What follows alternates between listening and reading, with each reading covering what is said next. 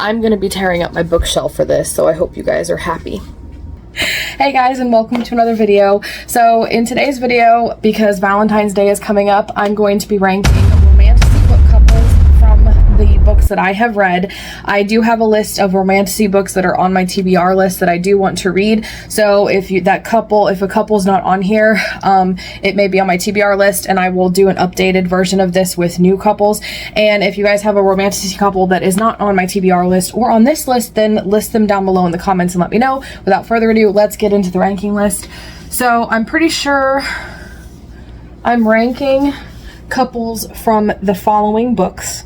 And if you guys are interested in me ranking my own book couples, then let me know in the comments below and I'll do that video as well.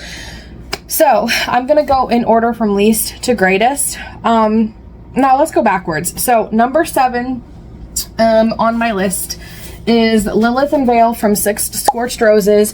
And the reason why they're not on, like, they're not higher on this list and they're like in last place, I really did still enjoy them. So basically I've enjoyed every couple on this list. And I think the biggest thing about them was that it was too short, and because of that the spicy scenes really stood out more because there wasn't as much time to have them develop a really like realistic deep emotional connection and to believe that they would fall in love. I did like the letters they wrote back and forth, and I liked the concept of like her giving him a rose every month in exchange for his blood to help out. But honestly, this was one of the first ones, especially by Carissa Broadbent, but one of the first books that I was more interested in the main female character's personal story and not the actual romance between them. So that's why they're in 7th place. So again, that's Lilith and Vale from Six Scorched Roses by Carissa Broadbent. This is a short novel that goes in between book 1 and 2 in her Crowns of Naxia series. So number 6, we have Livia and Eric from the Ever King, and they're in number 6 place.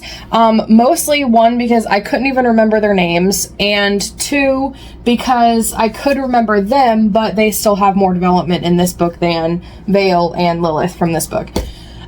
So I do remember when I read this book, I enjoyed it and I enjoyed their romance. I felt like it was a pretty decent enemies to lovers.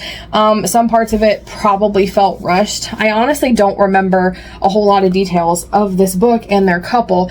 I really loved Eric's character and what they did with it. I do feel like there was a twist in there that kind of like the backstory reveal of him, I feel like was made less impactful by the twist, if that makes sense. It was like a twist that didn't quite work. And it did get a little like, oh, I find you attractive and that's what kind of brings us together and spicy and all that stuff. But I feel like there was a lot of like some moments where they did actually like try to fall in love with each other and stuff. But honestly, the biggest thing about why they're in 6th place and not really on my like I love you like list, like I love you as a couple so much, is because I don't really remember them. Like they're not memorable, and that's not anything bad, it's just there's so many other couples that stick in my head more. So that is Livia and Eric from the Ever King. Their nicknames were the Songbird and the Serpent, so that's probably why I remember, because that's what they called each other, and it's like they hardly ever used their names, and so that could be another reason why I don't remember them. So anyways, that was number 6. All right, number 5, we have Laith and Maeve from Bloodguard, which surprised me because this is one of my favorite books. But there's just so many couples that like are a little bit better than they are. So as with all of these romantasy couples, there is spice, but I feel like there was a lot of like plotline stuff and development that kind of drew them together. There's a really funny moment when they like, what I would like, if you're talking like rom-com stuff, the term is the meet cute, where the couple kind of first meets and interacts. And so they have the first initial meeting, and then there's the moment when they actually get to talk and interact for the first time, and it's like one of those funny I make an assumption about you and it's awkward and silly and hilarious kind of moments, and I laughed out loud, and I don't, at that point I hadn't normally done that in a book before. And I really love Laith's character a lot, and I started to like Maeve the way she started out, but I feel like by the end of it she was basically just like a female version of Laith, and it kind of didn't have a good development on her side of things. But from his side of things, I really liked them too, but they didn't have as strong of a romance as the rest of these couples, and their romance was kind of like, to me, looking back on it now, their romance is actually kind of a back burner to what I really enjoyed about this book, which was the gladiator stuff and Leith as a character, not necessarily his relationship with Maeve. And to make this list, I'm prioritizing the actual romance, not the other plot line or other things that I loved about these books. So I'm focusing only on the romance, and for that, this is number 5. All right, so number 4, we have Xaden and Violet from Fourth Wing, and also Iron Flame and Onyx Storm, which I'm still reading right now. And honestly, their romance, I would say, is of the famous romantasy books that I have read that are like viral, because I don't think Bloodguard is that famous yet, and I don't really think that Everking is, and Carissa Broadbent and her series I haven't seen blow up as much as like this and Sarah J. Maas's stuff. But of the famous romantasy books that I have read, Xaden and Violet's romance is actually the weakest. Editing Joanna here. I just wanted to come in and say that as I was editing this, I have already finished Onyx Storm about a week ago. I've had a lot of time to sit on it, and my opinion actually has changed, and I think Violet and Xaden is actually potentially my favorite one. That could be because I'm still coming off of the withdrawals of it, but I feel like the first half I had read and got annoyed with, which is the mindset I had when I filmed this video, but the latter half really developed their emotional connection, and it made it strong because it's like a slow burn where they're together for the first 2 books, but their big development stuff really happens in this book. And I do feel like that's why you see a lot of people who are not happy with Onyx Storm, because a huge focus on this book, as my cousin pointed out on our podcast, I'll have it here as a card, was that it focused on Violet and Xaden and their development and their relationship development. And I feel like a lot of people weren't either expecting that or wanting that, or wanted other things, and that was the main focus of especially the latter half of this book. And so my opinion on this has changed, so please take what I'm saying in this video basically with a grain of salt, knowing that I was talking from my experience, only reading like the first little bit of Onyx Storm. I hadn't read the whole book yet, and my opinion actually has changed on this, but for the sake of the video and the ranking, they are still number 4. And if you guys want me to do, eventually I'll do an updated ranking with the new ones, because I'm still reading a lot of more romantasy books. And if you want me to do a video kind of debating between Violet and Xaden versus the number 1 couple in this, then that would be kind of fun to do, kind of an analyzing thing, which we can also use as authors to kind of like analyze well-written romantasy stuff. But let me know. And anyways, back to the video. Because of the viral ones. This book is not a romantasy. Technically, it's an epic like fantasy, but there is a romance in it, and that's why I had to include Xaden and Violet from this list. So the biggest problem with them is that they are physically attracted to one another and they're lusty for one another, and that takes precedence over everything else. So it does create this situation where it's like, there's no real connection and emotional depth to their relationship. And on the one hand, if they start off that way and then they developed an emotional connection as they went, and it showed them going on an emotional journey, that would be one thing. And it kind of is doing that a little bit in Onyx Storm, but it's not to the point where I would have expected it to be at this point in Onyx Storm. And there's still a heavy like focus on their lust for one another, as opposed to like, what do you actually love about the other character. And the weird thing is, with both Violet and Xaden's individual characters, I myself as a reader and as a fan can see why somebody would fall in love with Violet. I can see why somebody would fall in love with Xaden. I am one of those people.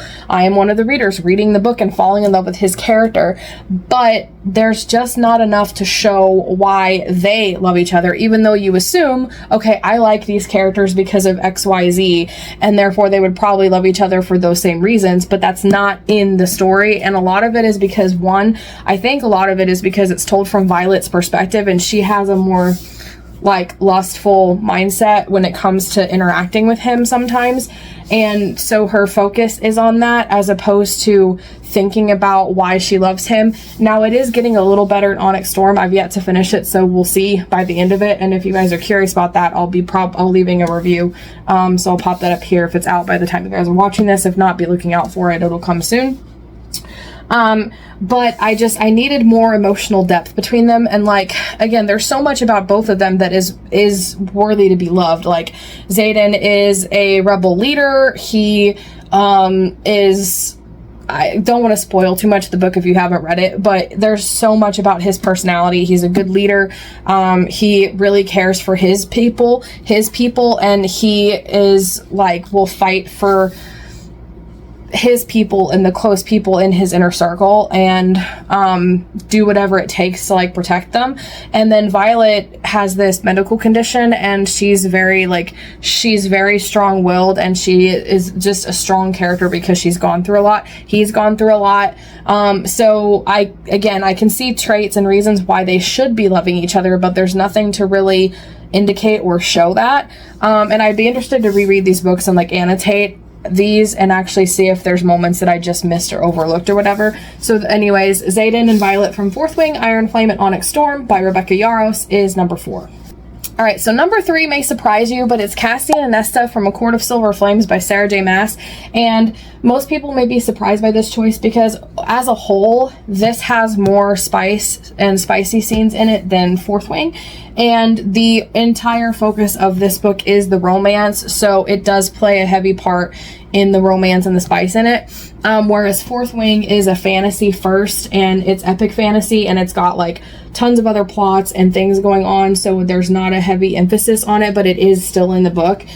So that's kind of a big difference. But the reason why Castian and Nesta, even though they're just as bad at Xaden and Violet as wanting to be spicy and lusty for each other, and how there's a lot more spice in this book, the reason why they're ahead of Castian and Violet, the reason why they're ahead of Xaden and Violet is because Castian and Nesta still, the entire focus is on their romance and on the fact that Nesta is kind of a jerk and treating everybody horribly, and Castian literally just takes it and takes it and takes it, and he's there for her and he never leaves her. And eventually when she has that character arc, like she has one of the biggest character arcs in a book I've ever read before, and especially in this series. And because of that arc and that he is supporting her and never leaving her, he's training her, he helps her learn how to be strong and how to overcome all of the trauma. He is there for her and is kind of like her punching bag a lot of times, like both physically and especially emotionally. Like she literally rips this guy's heart out emotionally, and he is there for her and is her like support system. And because of the arc that she goes through as a character and the fact that Castian is there for her, it creates this deep emotional connection for them that kind of justifies a lot of the spice. And a lot of the spice, not every bit of it, but some of it did have a purpose and an intention behind it that kind of made it a little bit better in the way than just, oh, I'm lusting after you, like Xaden and Violet do. So that's why Castian and Nesta are number 3 on my list. And I forgot to say this, but Xaden and Violet for number 4 and up start the couples that I really do love. With Xaden and Violet, I get frustrated with them a lot, but they have a more dramatic, what I call a romantic plot line, which is where something is happening that is keeping your characters apart or causing angst or drama in and around them that is or is not necessarily associated with the main plot. And so Xaden and Violet have a lot of really good romantic plot lines that is so dramatic and a lot more intense than Castian and Nesta. And so I love that aspect. I just wish they wouldn't be so lusty for each other and like that's all they want to do. And it's like, oh, well, why do you actually love the person? Do you guys have any hobbies? Do you guys like to actually just joke with somebody or hang out with them? Like, you know, when you love somebody, you love things about them, and so there are reasons why you want to hang out with them. There are things you like to do with them. There are jokes that you make with them that are not always lusty and spicy jokes. And that's what frustrates me about Xaden and Violet. And so in this one, Castian and Nesta have a lot of, like, they train a lot, they go to the library a lot, they, like, there is personality outside of the spice. So yeah, that's why Castian and Nesta from A Court of Silver Flames by Sarah J. Maas is number 3. So couple number 2 is Rain and Araya from The Serpent and the Wings of Night and Ashes and the Star-Cursed King by Carissa Broadbent. It's books 1 and 2 of the Crowns of Naxia series, and it's the first duet in the Nightborn. It's like part of the Nightborn duet. So yeah, so Rain and Araya, they're another enemies to lovers, but unlike the other enemies to lovers that I've discussed in this ranking list, Rain and Araya, like, actually, they are forced to work, they choose to work together, and to me, it's the best enemies to lovers that I've actually seen that is written well, because they are enemies and they're still looking for ways to kill each other, and there is none of the whole, I mean, like, sometimes they're attracted to each other, but there's not like I'm attracted to you and therefore we fall in love, and like, where it's just like, you know, lust that draws them together because and stuff. There's a lot of like spending time together and training together and going through this situation together, and as they fight together, they end up like not only learning more about each other, but they develop this friendship first that then turns into a relationship. And when this book does get spicy, which I think there's only 1 or 2 moments, I can't remember, afterwards, she literally, the main girl makes a comment like, I want to know you, tell me your story, let me see you, like, open up to me. And I really appreciated that. And so it was like, it wasn't just about the spice, it was literally like wanting to get to know each other, building this emotional connection. And then the cliffhanger in this book puts them in such a place that it's like, where they're kind of on opposite sides again. I don't want to spoil anything. So it's like an enemies to lovers to enemies again. And so in Ashes and the Star-Cursed King, the second book, I'll grab it right here. The main couple, Rain and Araya, have to work through their stuff again and kind of like reassess what they know about each other and where they are in their relationship and work on their relationship again. And they do have to work at it. And there's a few more spicy scenes in this one. But even then, the one at the end, there's a moment where he's just holding her and it's like, you know, we could die tomorrow and I don't want to spend our last moments being spicy. I just want to hold her. And that was one of the best moments I've ever seen written in a romantasy before, because that's what needs to be written to make these feel realistic. And that's what I am genuinely hoping for from Violet and Xaden, because they would be one of my favorite couples if they had a moment like Rain and Araya did, to really build that emotional connection with each other. So that's why Rain and Araya from The Serpent and the Wings of Night and Ashes and the Star-Cursed King, the first duet in the Crowns of Naxia series by Carissa Broadbent, which is a huge mouthful. That's why they are my number 2 couple. Which Six Scorched Roses, by the way. This book, which is Lilith and Vale, goes in between these two. So yeah, so that's those. And my top number 1 couple from my ranking romantasy book couples is Rhysand and Feyre from the ACOTAR series. So this is maybe spoilery, but they're not the main couple in A Court of Thorns and Roses. So they pick up in A Court of Wings. No, I got that wrong. They pick up in A Court of Mist and Fury, Wings and Ruin, and The Frost and Starlight. So Wings and Ruin, Mist and Fury, A Court of Mist and Fury, is where you kind of build their romance, Rhysand and Feyre. So this is a really interesting situation with Rhysand and Feyre. It is a very, very slow burn, and it does them such a huge favor, and they are my absolute favorite, and they stand up against all of these other couples because of that, because there is such a slow burn. So spoiler alert, minor, like, it's not spoiling things, but like, if you don't want to know anything about ACOTAR, then you may want to click away. But A Court of Thorns and Roses, the main couple in this one is a completely different couple, and you see Rhysand, but he's kind of more, he's an antagonistic person who becomes an ally in this book. And like I said, the romance doesn't really pick up until A Court of Mist and Fury, which is the second book in this series. So you can come back now. And so because of that, there's a lot of moments at the end where like Rhysand and Feyre have to work together, and she sees him in an antagonistic light, and you could argue it's kind of an enemies to lovers at first. And I don't even know how to explain it. There's just so much where the situation that she finds herself in this book, it's like, it's so realistic, because it almost goes where it portrays the idea of a girl who falls in love with the first man who treats her well. And it's a realistic thing that happens in real life too. So especially for people or girls and young women who don't have good father figures, I feel like they fall into that more often. And it's one of those things where she literally falls in love with the first man who treats her well, but is not necessarily really good for her. And at the end of this book, Feyre goes through a major trauma. And so in A Court of Mist and Fury, where Rhysand and Feyre fall in love, one, it's a lot of trauma bonding because he's gone through a lot of trauma too that we don't see. And there's a lot of stuff about Rhysand that you don't know and don't find out until the end of Court of Mist and Fury, where it all kind of gets revealed. But because of that, she is so traumatized, and Sarah J Maas in general deals with trauma and like showing and portraying trauma really well, which is why Nesta's story from A Court of Silver Flames is so strong too. But Feyre goes through a lot of trauma. She goes through a lot of betrayal, and Rhysand is there, and it really deals with depression heavily. Like, she is going through so much, and Rhysand is there for her and helps her, and like, he teaches her how to read, and he tries to get her up and around and moving and doing things, and there's the plot going on.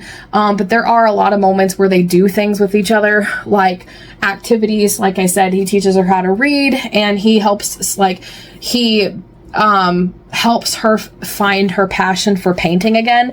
And in fact, when you find out about his backstory, which I'm not going to spoil for you guys because it's amazing and very tragic and sad and horrible, but you find out things about his past, that seeing her paint and watching her hands and things like that helped him through his traumatic backstory. And so they have this huge, deep emotional connection that is built over the course of 2 full books before you get to the real spicy stuff, really, in A Court of Mist and Fury. And it has been a while since I've read the book, so maybe I'm remembering wrong. But to me, they're my favorite couple because it's very clear what you see in each other, like what they see in each other. And that's part of what makes a romantic couple in a book or a movie or TV show work or don't work, is what do you see in each other? What do the couple see in each other? And it's like, it's very obvious that Rhysand sees the strength that Feyre doesn't see in herself, and she doubts it in herself, and she sees herself as a monster, and Rhysand knows that that's not who she really is, and he sees what she really needs, as opposed to the other person who is with her that wants to keep her confined, whereas Rhysand sees her power and sees what she can be and what she can achieve when she's not, like, oppressed, kind of. And then for the other side of things, like Feyre, everybody else sees this one side of Rhysand and thinks they know who he is, and Feyre gets to see this other side of him, and she sees the real him underneath it, underneath all the masks and what he allows everybody else to see. And she sees how he's actually a really good man and a leader who will sacrifice anything for his people. And that, to me, is the key difference between Rhysand and Feyre. And I gotta get Fourth Wing out. Violet and Xaden from Fourth Wing, and why Violet and Xaden have the potential to be the best couple but aren't, is because this builds it and shows it over the course of 2 books more than Fourth Wing and Iron Flame and Onyx Storm have done in 3. And again, with Rhysand and Xaden being very similar characters, Xaden is a leader, and he is like, he has that Rhysand aspect that he's not who people think he is, and he's a good leader, and he will do anything for his people, and they've both made sacrifices and gone through trauma, and they're both very dangerous men. But the woman sees something different in them than everybody else does. They have, Xaden and Rhysand both have that. But the difference is, in this book, it shows Feyre figuring that out and learning that over time. And it shows her falling in love with him and her working through those emotions and feelings and unraveling the trauma that she went through in this book, the betrayal and the person she was with before, and figuring out that she really genuinely does love Rhysand and what she sees in him, and it shows that. Whereas in this one, Violet only ever sees him and thinks about how attractive Xaden is, and it doesn't actually show the same thing. And that's why Rhysand and Feyre will always be, in my opinion, the best romantasy couple that I have read thus far. So there you have it. Those are my Romantasy couples. Rhys and Favor from Akatar, Rain and Araya from The Serpent and the Wings of Night, Cassian and Nesta from A Court of Silver Flame, Xaden and Violet from Fourth Wing, Laith and May from Bloodguard, Liva and Eric from The Ever King, and Lilith and Vale from Six Scorched Roses.